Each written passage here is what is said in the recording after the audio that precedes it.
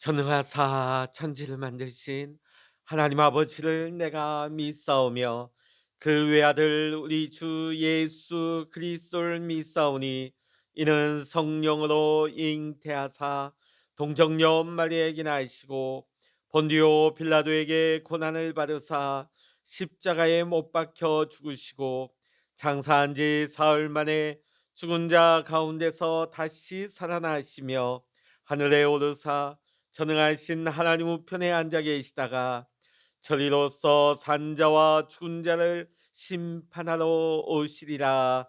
성령을 믿사오며 거룩한 공회와 성도가 서로 교통하는 것과 죄를 사하여 주시는 것과 몸이 다시 사는 것과 영원히 사는 것을 믿사옵나이다. 아멘. 찬송 23장입니다. 찬송 23장입니다. 만입이 내게 있으면 그 힘 다 가지고 내 구주 주시는 종을 늘 찬송하겠네. 내 은혜로우신 하나님 날 도와주시고 그 크신 영광 널리 펴 달게 하소서. 내 주의 귀한 이름이 나 위로하시고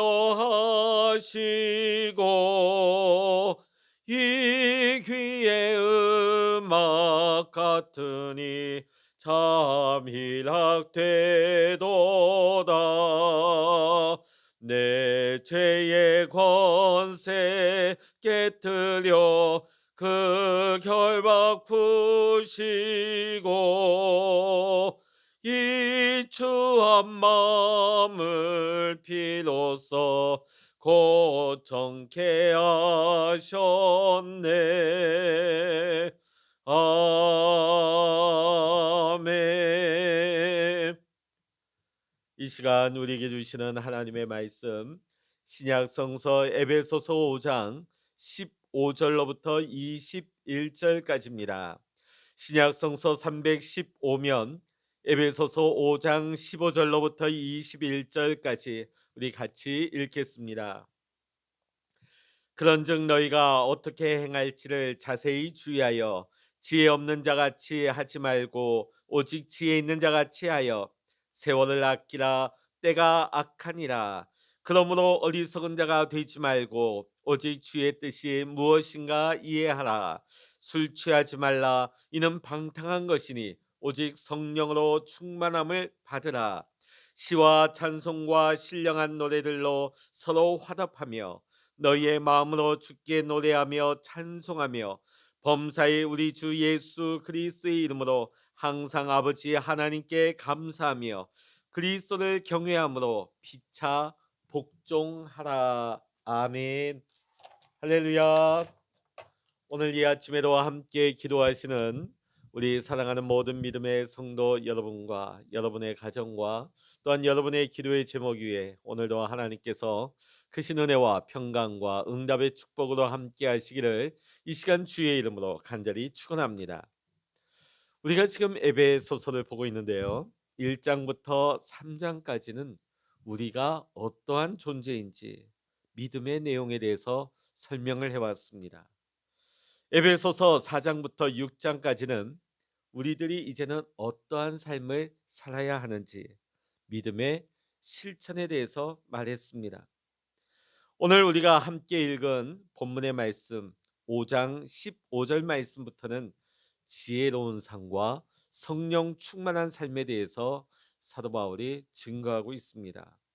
15절의 말씀 같이 읽습니다. 그런즉 너희가 어떻게 행할지를 자세히 주의하여 지혜 없는 자같이 하지 말고 오직 지혜 있는 자같이 하여. 아멘. 자, 15절, 17절, 18절에 보면 뭐뭐 하지 말고 뭐뭐 하라. 이 구문이 총 3번 반복되어집니다.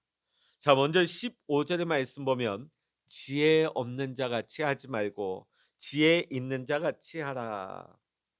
자, 우리가 앞의 말씀과 연관지어서 생각해 본다면 사랑을 입은 자녀와 빛의 자녀로 행하는 것은 지혜로운 자로 사는 것입니다.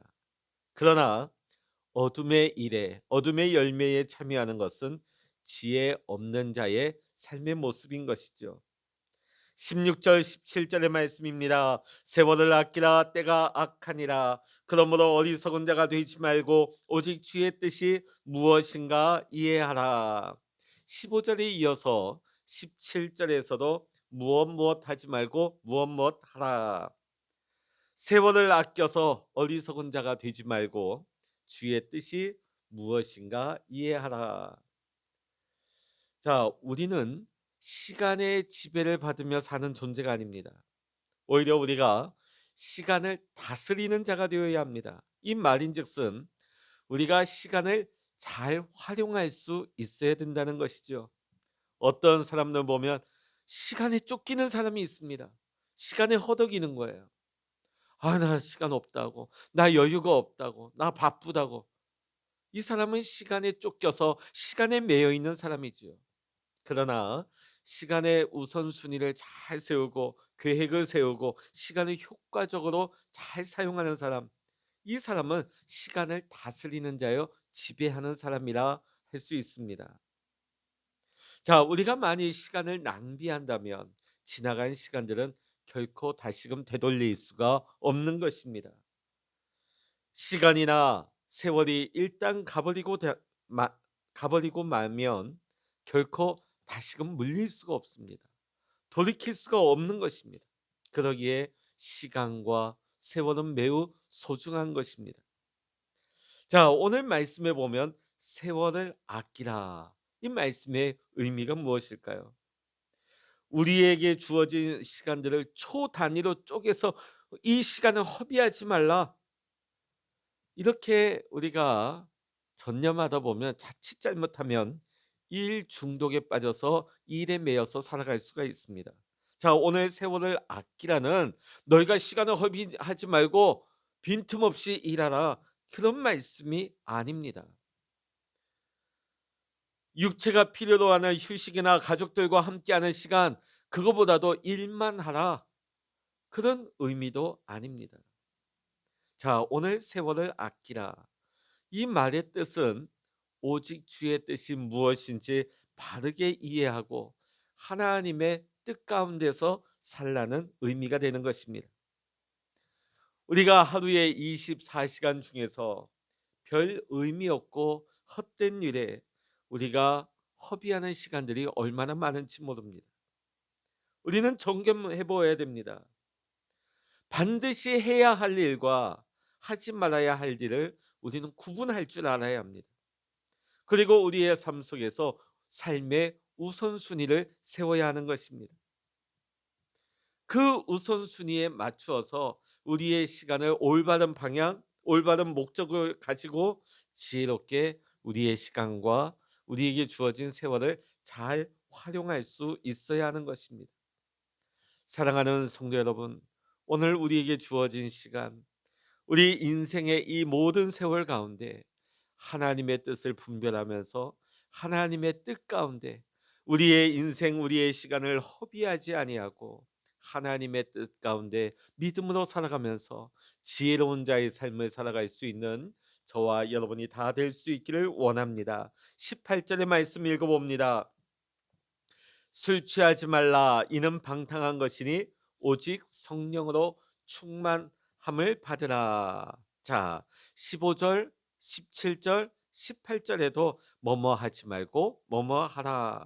술 취하지 말고 성령으로 충만함을 받으라 말씀하고 있습니다.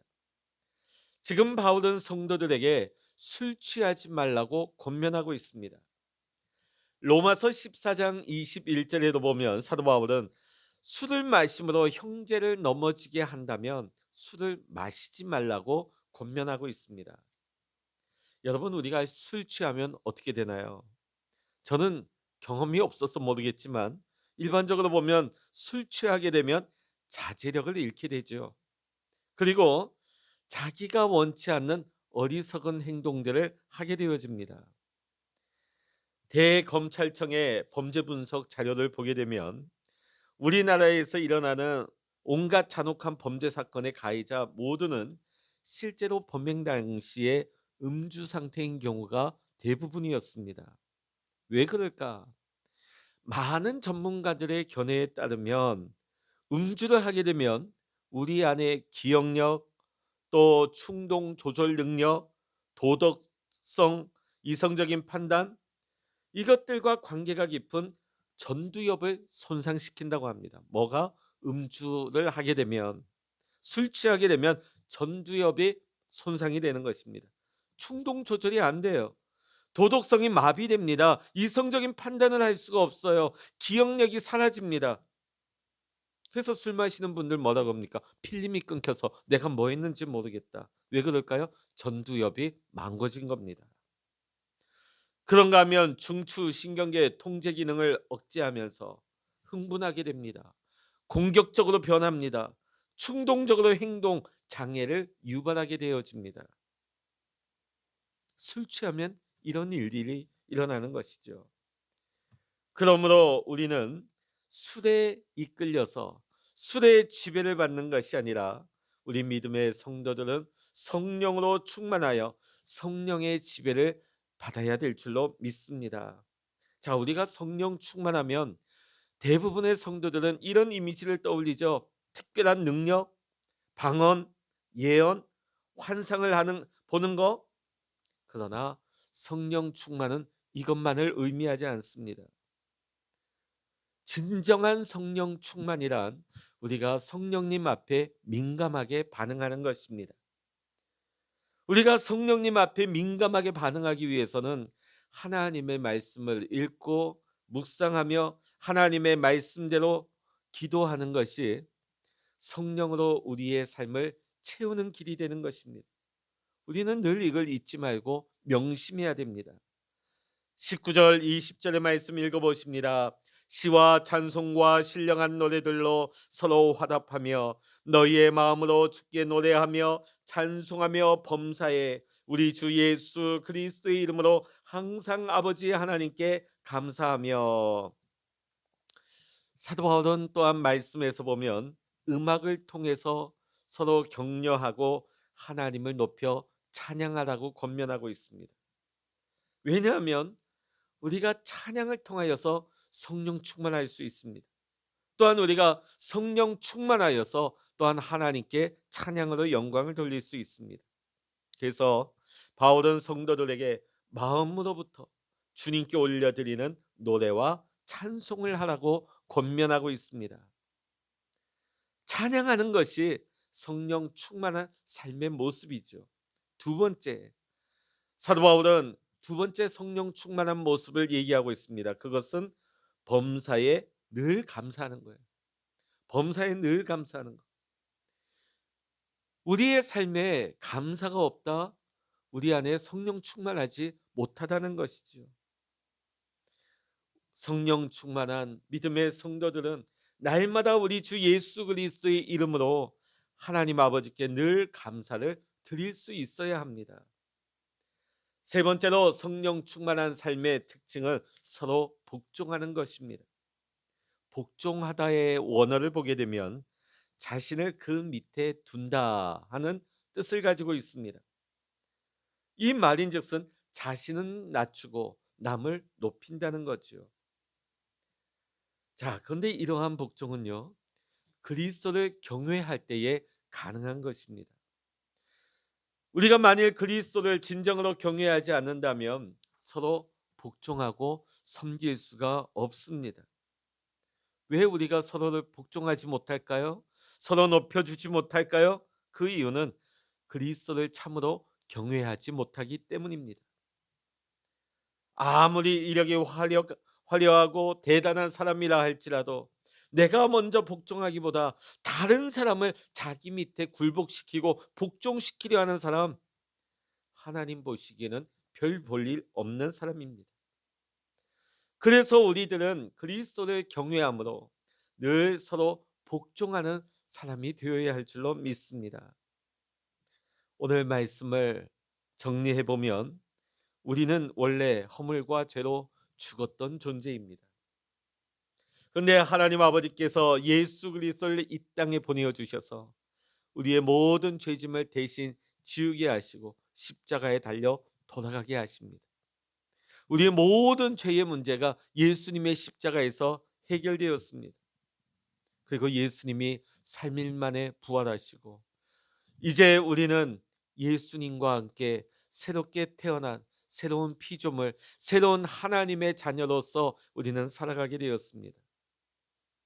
우리가 이젠 새로워진 피조물로서 하나님의 자녀의 삶을 살아가기 위해서는 우리가 지혜로운 삶을 살아야 합니다.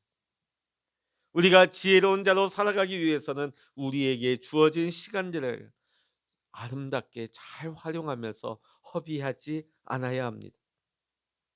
술 취하지 말며 성령의 충만함을 받는 삶을 살아야 할 것입니다. 늘 성령 충만한 삶을 살아가기 위해서 우리는 찬양하고 늘 하나님께 범사에 감사하며 겸손하게 서로 복종의 삶을 살아갈 수 있어야 합니다. 오늘도 우리에게 맡겨주신 사명을 잘 감당할 수 있는 선한 청지기의 삶을 살아갈 수 있는 우리 사랑하는 모든 믿음의 성도님들의 삶이 될 수 있기를 이 시간 주의 이름으로 간절히 축원합니다. 기도하시겠습니다. 하나님 아버지, 도저히 우리의 힘으로는 스스로를 구원할 수 없는 죄악 가운데 거하던 죽어가는 존재들이었습니다.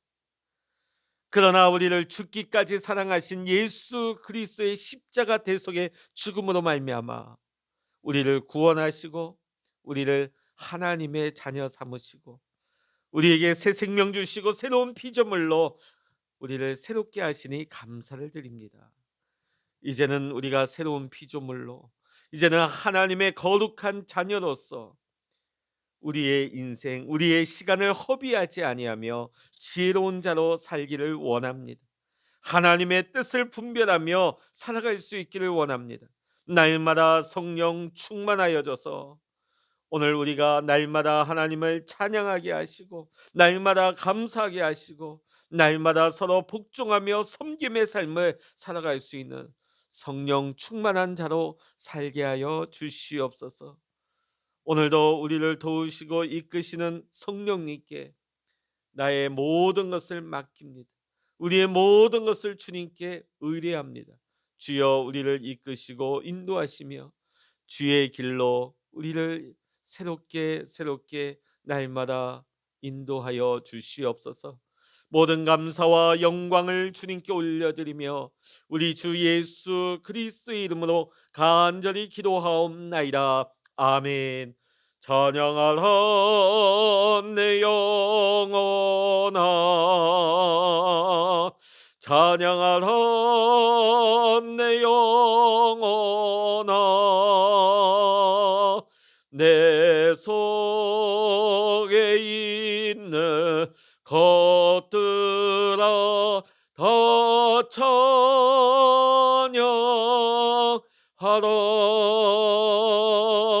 기도하라 내 영혼아,